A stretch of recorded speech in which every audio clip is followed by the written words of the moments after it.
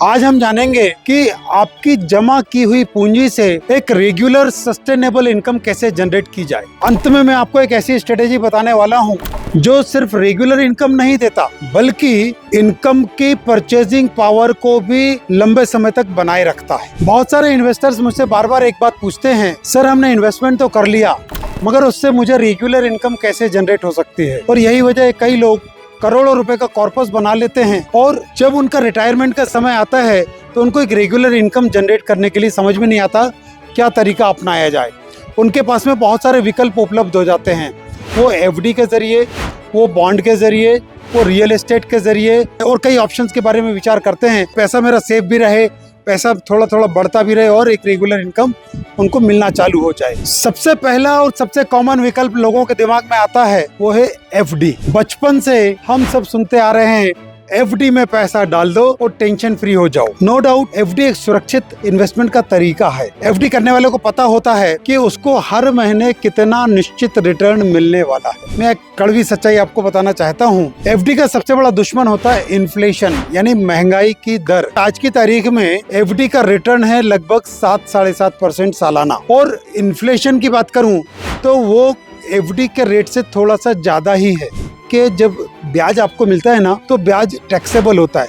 तो यदि आप टैक्स को भी माइनस कर दो तो आप देखोगे साल के एंड में आपको नेगेटिव रिटर्न समझ में आएगा। एफडी की एक सबसे बड़ी रिस्क है वो है इंटरेस्ट रेट की रिस्क। जब जब आप एफडी को रिन्यू करते हो, रिन्यू के टाइम पे जो पहले आपको रेट ऑफ इंटरेस्ट मिल रहा होता है उससे शायद थोड़ा सा कम मिले। आपके पिताजी के समय पे हो सकता है कि वो 11-12% की रेट ऑफ रिटर्न चलता होगा, लेकिन आज की तारीख में एफडी का रिटर्न 5-6%, 7% के आसपास आ गया है।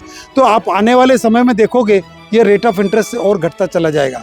तो यदि आप एफडी के जरिए अपनी रेगुलर इनकम का सोर्स बनाना चाहते हैं तो सावधान हो जाइए, ये तरीका आपको रेगुलरली घटती हुई इनकम देने वाला है, वो बढ़ती हुई इनकम नहीं देगा। अब दूसरा विकल्प जो हर एक के दिमाग में आता है वो है रियल एस्टेट में इन्वेस्टमेंट करके उससे रेंटल इनकम लेना। भारत में जो रेंटल इनकम का जो यील्ड है सालाना वो है करीब करीब 2.5 से 3% सालाना। जब आप कोई प्रॉपर्टी की बात करते हो और रीट्स की बात करते हो तो आपको इनिशियली बहुत बड़ी पूंजी लगाना होती है। मेरा ऑफिस रेंटेड बिल्डिंग में है, इस बिल्डिंग की कीमत ही कम से कम 2 करोड़ रुपए की है और उसमें मैं सिर्फ 50,000 रुपए महीने का किराया देके रह रहा हूँ। 2 करोड़ की बिल्डिंग है और मैं 6 लाख रुपए सालाना का रेंट दे रहा हूँ। 3% का यील्ड ही तो हुआ। इसका मतलब ये नहीं है कि आपको मकान नहीं बनाना है, लेकिन आप यदि उससे सोच रहे हो रेंटल इनकम लेके आप अपना घर का खर्च चलाएंगे तो मुझे लगता है कि 3% की यील्ड पे आपको एक बहुत बड़ा इन्वेस्टमेंट करना होगा। तो दोस्तों मैं आपको एक और बात बताता हूँ, आज रेनी मौसम हो रहा है और नीचे जहाँ मैं रिकॉर्डिंग करता हूँ मेरे ऑफिस में लाइट गोल है। तो आप देखेंगे यहाँ मैं छत के ऊपर अपनी रिकॉर्डिंग कर रहा हूँ और यहाँ टेरेस पे इस समय थोड़ी उमस भी हो रही, लेकिन मेरा उत्साह है, मैं चाहता हूँ कि आप लोगों तक ये कंटेंट पहुँचना ही चाहिए। बहुत बड़ा इशू है जो हर एक को मालूम हो जाता है, उसमें लिक्विडिटी नहीं होती है, कैश क्रंच कहीं ना कहीं आ जाता है। रियल एस्टेट से रिटर्न कमाने का एक और मॉडर्न तरीका आपके सामने आ गया है, वो कहलाता है रीट्स, REITS, रीट्स।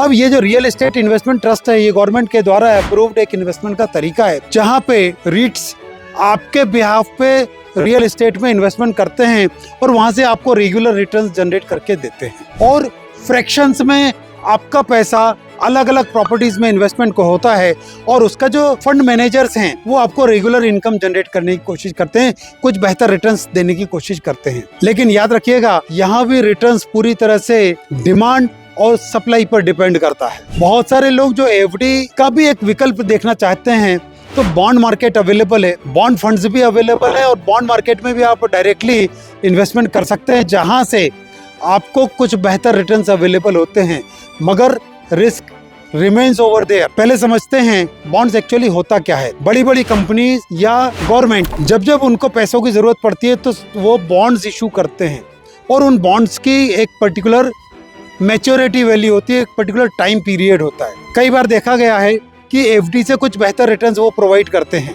एक और विकल्प उपलब्ध है आज की तारीख में जो आरबीआई के द्वारा रेगुलेटेड होता है, वो है पीयर टू पीयर लेंडिंग यानी P2P लेंडिंग। अब P2P लेंडिंग एक विकल्प है, लेकिन कितना सुरक्षित है? क्या वो आपको रेगुलर इनकम दे रहा है? क्या वो आपको उतनी ही रेगुलर इनकम दे रहा है जितनी आपको मिलना चाहिए? पीयर टू पीयर लैंडिंग कुछ टेक प्लेटफॉर्म्स के द्वारा चलाया जा रहा है, जहां पे कि आपका पैसा अलग अलग बोरोवर्स में डिवाइड किया जाता है।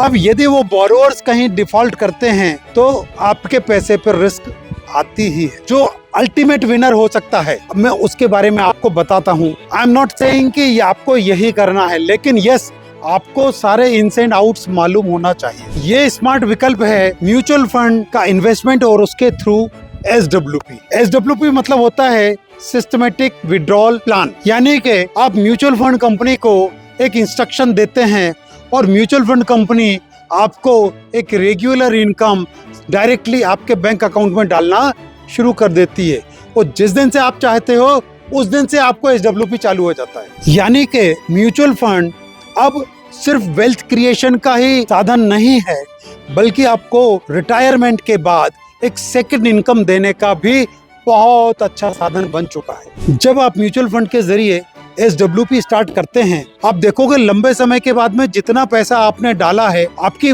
पैसा निकालने के बावजूद भी आपकी मूल रकम जो है बढ़ जाती है। मैं एक एग्जांपल देता हूँ, मैं यहाँ पे स्कीम का नाम नहीं लूंगा। एक हाइब्रिड कैटेगरी का फंड है। इस स्कीम में 12 साल पहले एक व्यक्ति ने 1 करोड़ रुपया इन्वेस्टमेंट किया, राइट। अब इस 1 करोड़ से 8% सालाना की दर पे उसने कंपनी को रिक्वेस्ट किया कि मुझे रेगुलर विड्रॉल मिले। तो 8% सालाना मतलब हो गया 8 लाख रुपए साल का, और उस पे भी उसने इससे कहा कि मुझे इसका मंथली डिवाइड करके दीजिए। तो that comes to be around 66,666। 12 साल पहले आपने स्टार्ट किया था, यानी 144 महीने पहले, सन 2014 में। 2014 से रेगुलरली उसके पास में 66,666 रुपया उसके अकाउंट में आता चला जा रहा है विदाउट फेल। कोविड का समय था, जब घरों में लोग बाग बैठे हुए थे, लोगों की इनकम रुक चुकी थी, मगर SWP करने वाले के पास में रेगुलर इनकम आ रही थी। 12 सालों में 66,666 रुपए पर मंथ के हिसाब से व्यक्ति ने टोटल 96 लाख रुपीस का विड्रॉल किया। पैसा लगाया था 1 करोड़ रुपया, 96 लाख रुपीस वो विड्रॉल कर चुका है। कैन यू इमेजिन उसकी आज की वैल्यू कितनी है? लगभग 2 करोड़ 25 लाख रुपया आज भी उसके इन्वेस्टमेंट की वैल्यूएशन इंटैक्ट है। This is the power of SWP, this is the power of mutual fund and compounding. जिस स्कीम में उसने इन्वेस्टमेंट किया हाइब्रिड कैटेगरी में, उसका 12 साल का एवरेज CAGR रिटर्न लगभग 13-13.25% का, और 13.25% के रिटर्न के एवज में उसने सिर्फ 8% ही तो विड्रॉ किया है। तो आप खुद समझ जाइए उसकी पैसा बढ़ेगा या नहीं बढ़ेगा। आपने 5 अलग अलग रास्ते देखे, आप डिसाइड करिएगा क्या FD आपके लिए अच्छी है, बॉन्ड आपके लिए अच्छा है, रियल एस्टेट आपके लिए अच्छा है, क्या आपके लिए P2P अच्छी है, या म्यूचुअल फंड की SWP आपके लिए अच्छी है। तो आप कमेंट में जरूर लिख के बताइए, क्या आपने अभी तक अपनी रेगुलर इनकम का प्लान किया? यदि यस, तो कैसे?